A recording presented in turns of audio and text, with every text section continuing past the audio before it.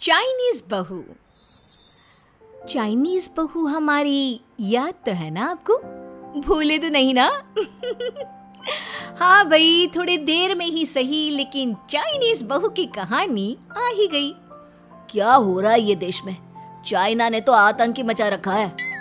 अरे क्या हो गया? क्यों चाइना को कोसता रहता है? भूल मत, तेरी ससुराल चाइना की ही है। हाँ माँ, पर ये देखना, लड़ाई झगड़े, ये बीमारी, ऊपर से ये देश कितना चालाक है, अंदर न जाने क्या क्या करता रहता है। तभी अंदर से बहू की चिल्लाने की आवाज आती है। अरे क्या हो गया बहू, क्यों चिल्ला रही है? माँ जी, ये देखिए, ये रूस ने यूक्रेन की हालत क्या कर दी है। ऊपर से चाइना में 2 बड़ा लॉकडाउन लग गया है। माँ जी, अब क्या किया जाए? अरे तो तुम लोगों को क्या परेशानी हो रही है, मैं तो यही नहीं समझ पा रही हूँ। वो क्या है ना माँ, हम लोग चाइना जाने की सोच रहे थे, सांगसू के भाई की शादी है। तो क्या? अरे कौन सा उन लोगों के यहाँ भाई घोड़ी चढ़ता है जो बहन काजल लगाकर नेक लगी? माँ जी, उसकी आंखें बहुत छोटी छोटी है, उसमें या तो पुतली रह सकती है या काजल। साले की पुतली निकाल कर काजल लगा दो, अंधा कहीं का। क्या क्या बोले तुम मेरे भाई के बारे में? अरे नहीं नहीं बहू, वो तो बोल रहा था कि तुझे नेग मिल जाएगा। हैं, बहन है ना तो उसकी। नहीं नहीं माँ जी, मैं सब समझती, ये मेरे भाई का मजाक बनाते रहते। कितना सीधा है मेरा भाई, बिल्कुल छिपकली जैसा। नहीं नहीं बहू, सीधा गाय जैसा होता है। सही पकड़े हैं माँ जी। हाँ, तो मेरे भाई की शादी है, मैं चाइना जरूर जाऊंगी। तभी एक पड़ोसन आ जाती है। अरे नहीं नहीं बहू, तू कहीं ना जा, हम लोगों का मन कैसे लगेगा तेरे बिना। ले बहू, तेरे भाई के लिए ये शॉल रख ले, हमारी तरफ से गिफ्ट कर देना। अरे सब कितने अच्छे हैं, मेरी चाइनीज बहू को कितने प्यार से तुम लोगों ने एक्सेप्ट कर लिया। सच में बड़ी भाग्यशाली हूँ मैं। कैसी बात कर रही है? ये तो हम लोगों के देश की खूबसूरती है कि हर किसी को दिल से अपना लेते हैं, बस वो भी दिल से हमें अपना समझे। कैसी बात कर रही है आंटी जी? मेरे लिए आप सब सासू माँ जैसी ही हैं। मुझे भारत बहुत अच्छा लगता है, ये सबसे अच्छा देश है, मेरा भारत महान। वैसे भी लड़के की शादी जहाँ होती है वो तो वहीं की हो जाती है ना। जीती रे बहू, सही बोल रही है। औरत तो होती ही पानी की तरह है, जो जहाँ जैसे रखे वैसी ही शेप ले लेती है। आंटी जी, ये थोड़ा सा ज्यादा हो गया, समझ नहीं आया। नो प्रॉब्लम, मैं चाय बना कर लाती हूँ। फिर क्या, वो दिन भी आ जाता है जब बेटे बहू को चाइना जाना पड़ता है। वहाँ जाकर बहू का भाई कहता है, मेरे बहन आ गए, मेरे बहन आ गए। मैंने सबको बोला कि सब हिंदी में बात करेंगे, नहीं तो बहन नाराज हो जाएगी। थैंक्स बॉय, हिंदी मेरी भाषा है, आप मुझे उसमें बात करना अच्छा लगता है। आपने जीजा जी से मिलो। ओ बहन, तुम अंदर चलो।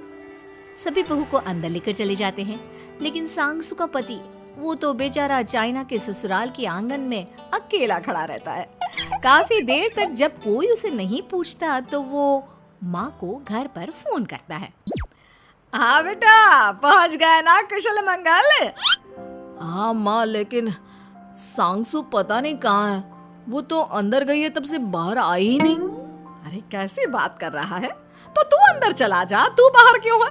अरे दामाद है तू वहाँ का, उन लोगों ने तुझे बिठाया, चाय पानी कुछ नहीं पूछा? नहीं ना माँ। तभी सामने से सांगसू आती है। क्यों आप अभी तक तैयार नहीं हुए? और ये बैग लेकर क्यों कमरे से बाहर आए? इसे वहीं रख देते। कमरा? कौन सा कमरा? अरे कैसी बात कर रही हो? जब से तुम अंदर गई हो मैं बाहर ही तो खड़ा हूँ। बहू को बहुत हैरानी होती है और गुस्सा भी आता है। तभी उसका भाई और माँ आ जाते हैं। और सांगसू, अंदर खाना लग गया है। पहले ये बताओ कि मेरे पति को किसी ने खाना या पानी क्यों नहीं पूछा? वो भारत से ससुराल पहली बार आया है, वो भी मेरे कहने पर। उनकी इज्जत क्यों नहीं की? देख बेटी, तूने जबरदस्ती जिद में शादी की थी तो हम लोगों ने कर दी, लेकिन अब तुम ये सोचो, पूरी चाइना में मैं इस इंडियन को अपना दामाद बताऊं? So sorry. हाँ संगसू, और तुम भी चुप रहना, नहीं तो वो लोग मेरी शादी तोड़ देंगे। ओह, ऐसी बात है। कोई बात नहीं, मैं बाहर होटल में रह लेता हूँ, तुम वही करो जो ये लोग चाहते हैं। कैसी बात कर रहे हो? शादी के बाद पति जैसा भी हो, जो भी हो, पति होता है। वैसे भी तुम्हारे पूरे परिवार ने, सबने बिना सोचे मेरा साथ दिया, मुझे एक्सेप्ट किया, प्यार किया। मैं अपने देश में आपको अकेला कैसे छोड़ सकती हूँ? ये हिंदी फिल्म का ड्रामा बंद करो, मैं अभी अब बर्दाश्त नहीं करूँगी। चुपचाप अंदर चलो, नहीं तो ये शादी वादी यहीं खत्म करके इसे अकेले ही इंडिया जाना पड़ेगा। कैसी बात कर रही हो माँ? ये मेरे पति हैं। नहीं था, हम लोगों ने यहाँ वकील को बुला लिया है, जिसके बाद अब तेरा तलाक करा के हम यहाँ के चाइनीज लड़के से तेरी शादी करा देंगे। अरे कैसी बात कर रहे हो? हम तो यहाँ तुम्हारी शादी के लिए आए थे। नहीं, मैं सांगसू के बिना नहीं रह सकता हूँ। हाई वोल्टेज ड्रामा होने के बाद से ही सारा माहौल खराब हो जाता है कि तभी एक लड़की आती है। मैंने सारा इंतजाम कर दिया है, सांगसू की शादी का मंडप परसों लग जाएगा। तब तक इसके पति को कमरे में बंद कर देते हैं। सभी सांगसू के पति का हाथ बांधकर उसे कमरे में बंद कर देते हैं। ये क्या कानूनी है? आप लोग मेरे पति के साथ ऐसा नहीं कर सकते हैं। मैं किसी से शादी नहीं करूंगी, ये साफ बात है। पहले मैं अपनी शादी करूं, फिर तेरी भी शादी करवा दूंगा। सब कुछ तय हो जाता है, भाई की शादी हो जाती है। फिर वो दिन भी आ जाता है जब सांगसू की शादी वो लोग जबरदस्ती करने के लिए उसे मंडप पर ले जाते हैं। ऐसा मत करो, ये मेरी बीवी है। मैं किसी से शादी नहीं करूंगी।